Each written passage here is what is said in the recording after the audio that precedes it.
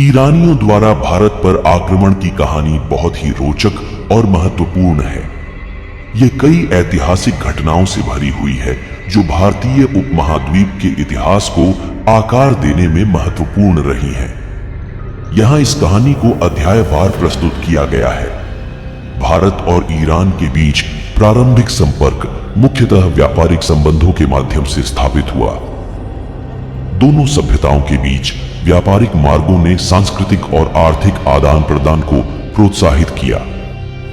पहला ईरानी आक्रमण साइरस के समय हुआ था।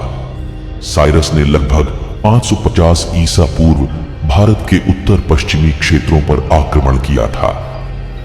हालांकि उनका आक्रमण मुख्य रूप से सिंधु घाटी के क्षेत्रों तक सीमित था और उन्होंने बड़े पैमाने पर नियंत्रण स्थापित नहीं किया।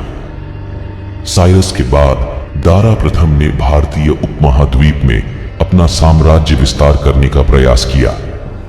दारा ने लगभग 515 ईसा पूर्व पंजाब और सिंधु घाटी के क्षेत्रों को अपने साम्राज्य में शामिल किया। सिकंदर ने 326 ईसा पूर्व भारतीय उपमहाद्वीप पर आक्रमण किया।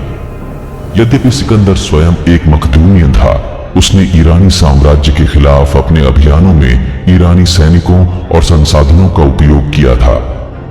सिकंदर के बाद पार्थियन साम्राज्य, पार्थियन एम्पायर ने भारत के उत्तर पश्चिमी क्षेत्रों पर नियंत्रण स्थापित किया। यह ईरानी साम्राज्य लगभग 247 ईसा पूर्व से 234 ईस्वी तक फैला रहा। 224 ईस्वी में पार्थियन साम्राज्य के पतन के बाद ससानी साम्राज्य, ससानियन एम्पायर ने भारत पर अपना प्रभाव बढ़ाया।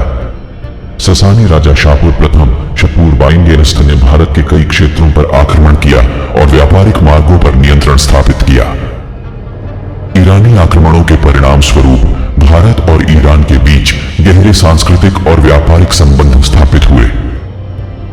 ईरानी स्थापत्य कला, प्रशासनिक प्रणाली और संस्कृतियों का भारतीय समाज पर महत्वपूर्ण प्रभाव पड़ा। ईरानी आक्रमणों ने भारतीय उपमहाद्वीप के इतिहास और संस्कृति पर गहरा प्रभाव डाला। इन आक्रमणों ने न केवल राजनीतिक भूगोल को बदला, बल्कि सांस्कृतिक और सामाजिक परिवर्तनों को भी प्रोत्साहित किया। इस प्रकार ईरानी आक्रमणों की कहानी भारतीय इतिहास का एक महत्वपूर्ण हिस्सा है, जो हमें अतीत की विविधताओं और सांस्कृतिक समृद्धियों की झलक देती है।